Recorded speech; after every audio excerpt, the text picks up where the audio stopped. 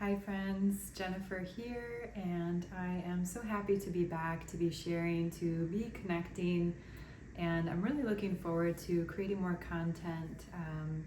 I have this mission, this purpose on this planet that I believe is to connect with others, to connect with my heart, and to share the process of it all in ways that feel tangible, relatable, nurturing, and loving. So I wanted to come up with kind of a challenge for myself to create content rooted around messages from the heart or what's softening my heart today. And so just using it as a chance and a space to explore myself, to explore my reality, to explore the things that are making me excited about life and just being an incredible human on this beautiful planet. So one of the quotes that I wanted to lead with is actually one of my favorite quotes of the last year or so, and it's a Ram Dass quote, and it's quite simple and very profound, as much of his teachings were, but he says, the real work you have to do is in the privacy of your own heart.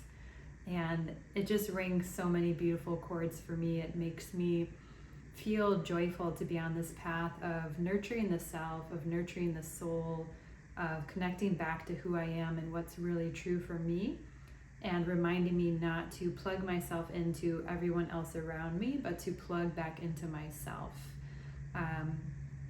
It's like the real work you have to do is within the privacy. So that kind of gives you the idea of this sweet interior space that we're always carrying with us, that is such an essential truth or an essential part of us. So it's like that reminder that regardless of all the stimulation, and the external forms are lovely, right? But it's like we have to always come back to our interior space, our heart space, our psychological space, or energetic space, whatever you want to call it. It's really important for us to really tune in with that, noticing like, how am I feeling today? What energy am I carrying, showing up for this experience, or for my job, or for connecting with someone that I love? So I think it's just really beautiful.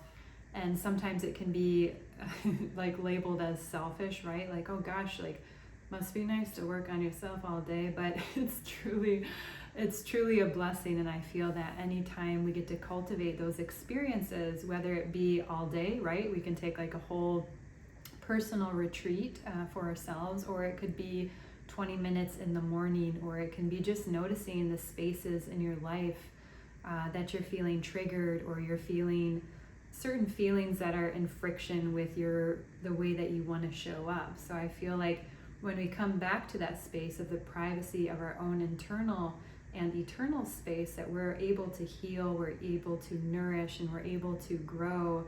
And I think that's the most beautiful thing that we can do in this lifetime, because ultimately that's the one thing that we know for sure, is that I am here, that I exist.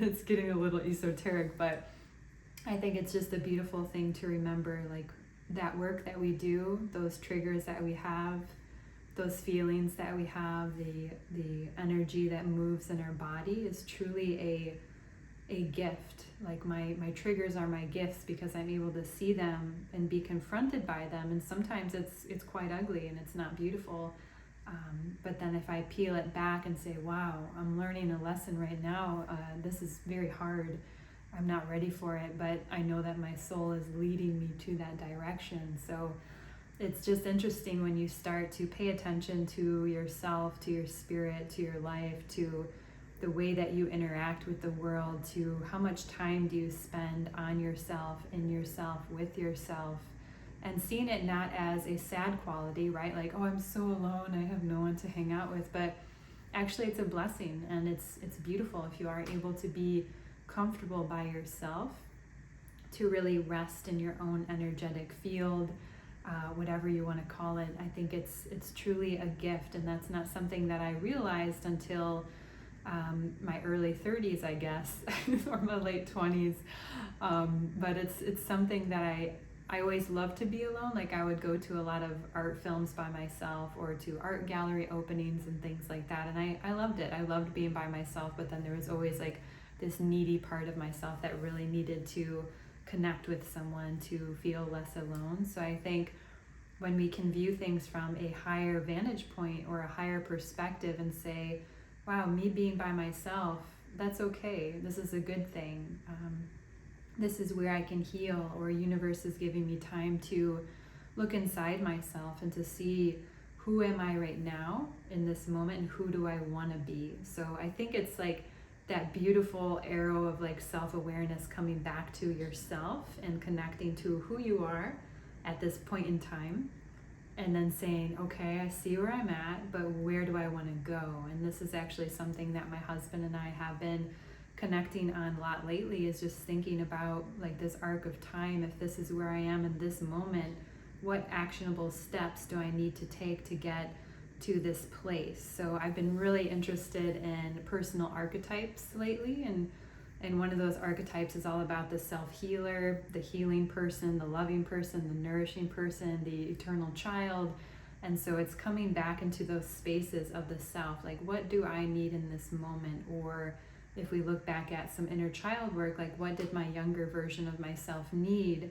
And how can I give myself that now? So it's kind of like this interesting game of reality Tetris, where we can use this dedicated space, this sacred space, to connect with our soul, with our being, with our essence, work on ourselves, understand ourselves, and not make it this long dragged out experience, but knowing that it's going to be a constant. And when we're on the path of healing and awareness, that it's going to keep happening, and we have to learn how to see it as a blessing instead of a curse. So it's again about adopting the right mindset behind it and seeing it from like the higher perspective, like, okay, this is a part of me, but how can I see it in the greatest light, or the greatest frequency, or whatever you want to call it. So I think it's one of the most admirable things we can do, because too often we try to fill a void of maybe something that happened to us, or we play the role of the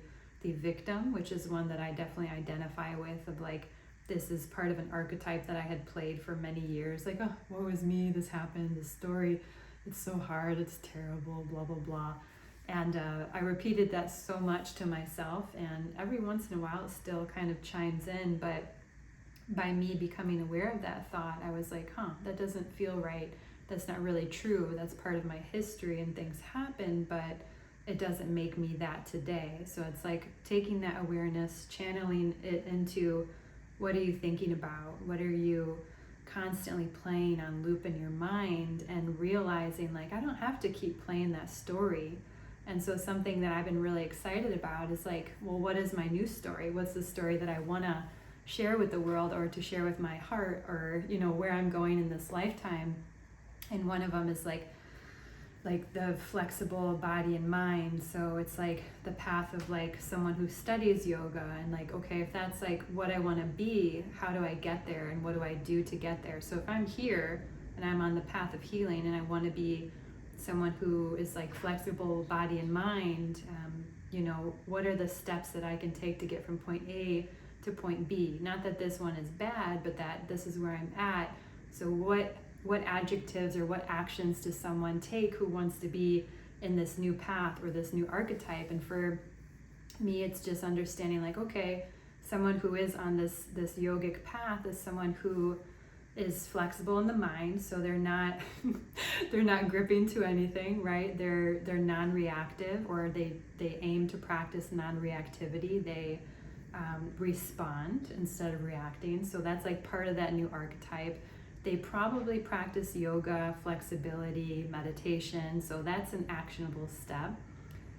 They probably, I could go on, but I don't think I want to, just for my own privacy. But it's just interesting to think like, what are the action steps that we need to take once we go inside that space of ourselves, inside that essence of who we are, and just understanding that that's part of the process of healing and growth and expansion. When we decide that this is no longer serving me, this is a pattern that I've been holding on to for a very long time, and I consciously choose to let go of that. So if I, for myself and my story, say, I don't want to be the victim anymore, I've played that card, I know that when I'm in that mentality, I only draw in negative experiences or negative thoughts.